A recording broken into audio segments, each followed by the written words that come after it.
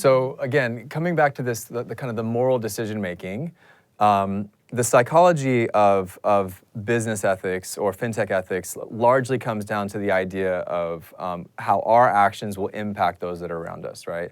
And how our actions may perhaps harm someone down the road.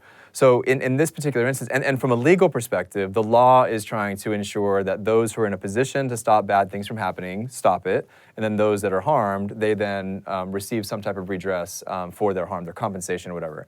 So in this type of challenging cybersecurity situation, there's a really simple question is who is actually injured by this, and then how do you then compensate them or help move beyond that? Because if you can't identify, from a law enforcement perspective, if you can't identify who is harmed, oftentimes it's going to be very difficult for a government to have enough courage or to marshal the resources necessary to really help those people. So who was harmed here? When you kind of think about what was the after effect of this, one of the things was Bangladesh ended up suing this bank in the Philippines where this money was transferred to. Now, ultimately, at the end of the day, this bank in the Philippines may or may not have followed proper procedure, but I think it's very difficult to say that they were the perpetrators of the actual crime.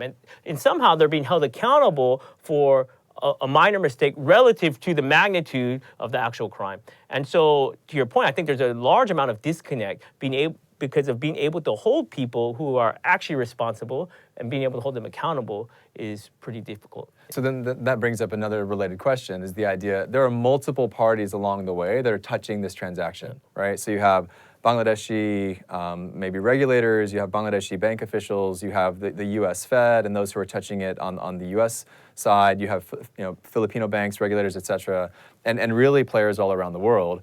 So who is in the best position to actually stop this, and who should be responsible for this type of a transaction? So I think there's a lot of debate around that.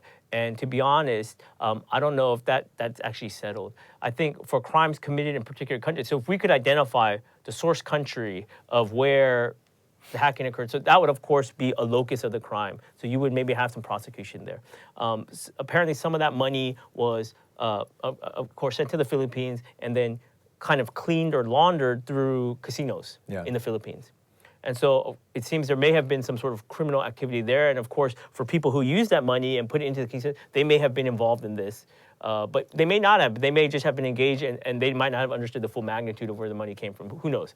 But again, there's that locus of that. But each of those crimes, though they're part of the larger narrative, it's very difficult for a local prosecutor, say in the Philippines or wherever else that touches on this, like you were saying, to connect all the dots. Yeah, you wouldn't even have access to the information. Right. If a Philippine official contacted the US Fed, there's no way they're going to give them information. Well, it's unlikely they'd give them information. It'd be very difficult at the very difficult, very difficult. And it would require like national level support.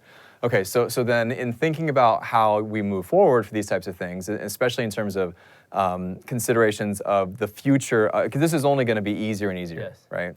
So let's move this now to a distributed ledger type of system with like blockchain or other types of cryptocurrencies that would be involved.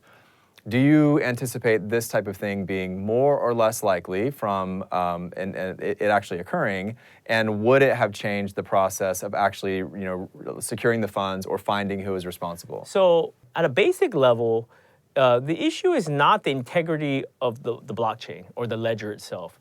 The issue is once those coins have been distributed, how you hold them or store them. And we have a series of examples of certain types of wallets or exchanges being hacked where people are able to access those coins.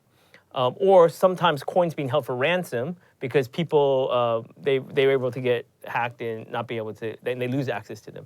And so that raises another interesting question.